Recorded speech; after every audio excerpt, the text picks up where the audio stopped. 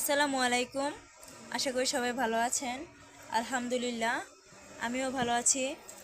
তো আজকে মুরগি দেখে হয়তো মনে করতেছেন যে মুরগির মাংস রান্না করব। আসলে ঠিক তা না, শুধু মুরগির মাংস না, আজকে আমি চিকেন বিরিয়ানি রান্না করব।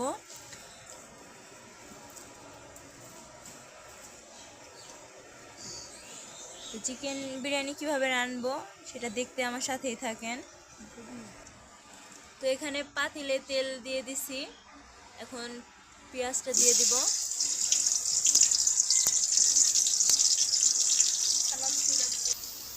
এখন দিয়ে দিব গরম মশলা।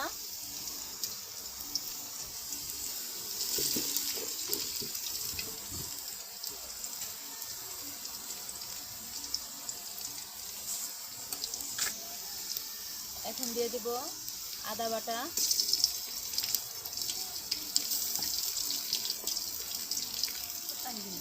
রসুন বাটা,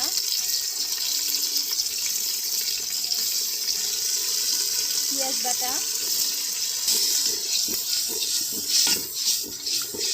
এখন ভালো করে মশলাটা কষিয়ে নিব।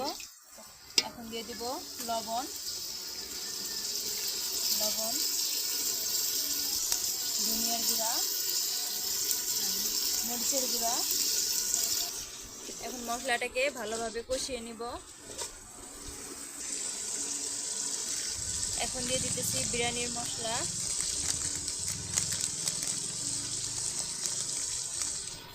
মশলাটা কষানো হয়ে গেছে, এখন দিয়ে দিতেছি মুরগিটা।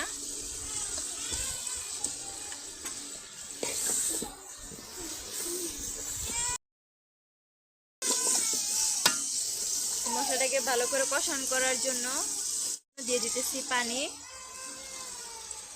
তো এখন মুরগিটাকে ভালো করে কষানো করে নিব। এখন দিয়ে দিব ভেজে রাখা আলু।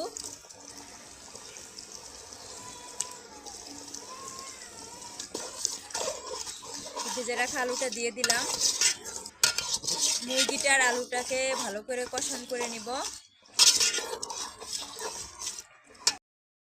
হয়ে গেছে, এখন আমি ঝোলের পানিটা দিয়ে দিব। তো মুরগিটার ভিতরে আমি একবারে পানিটা দিয়ে দিলাম।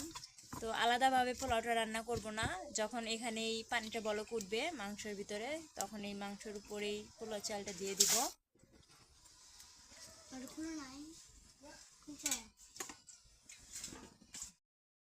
তরকারিটা এখন বলক উঠে গেছে, এখন এখানে পোলাওর চালটা দিয়ে দিব।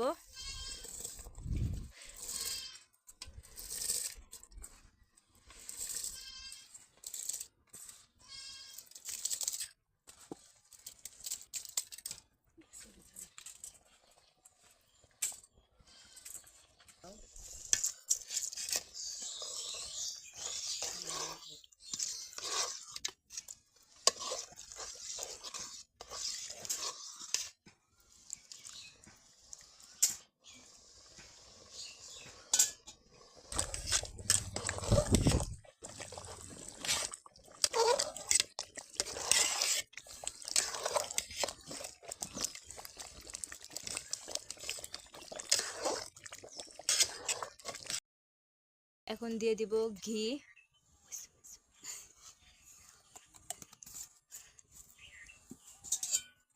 তো ঘি দেওয়ার পর এখন ভালোভাবে নাড়াচাড়া দিয়ে নিব।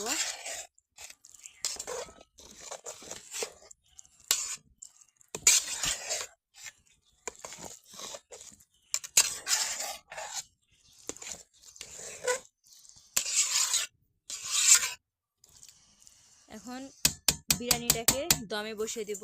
তো দমে বসানোর জন্য দেখেন চুলার উপরে একটা আমি তাওয়া বসিয়ে দিছি। তো তাওয়া বসিয়ে দেওয়ার পর তার উপরে দমে রেখে দিছি পাতিল। তো এখন এই বিরিয়ানিটা ভাপে হয়ে যাবে, দমে হয়ে যাবে বিরিয়ানিটা, ঢেকে দিব এখন। তো আমার চিকেন বিরিয়ানি তৈরি হয়ে গেছে। তো আপনারা যারা শর্টকাটে চিকেন বিরিয়ানি রান্না করতে চান তারা এই রেসিপিটা ফলো করতে পারেন। তো ধন্যবাদ সবাইকে আমার ভিডিওটি দেখার জন্য। ভালো থাকেন, সুস্থ থাকেন। আল্লাহ হাফেজ।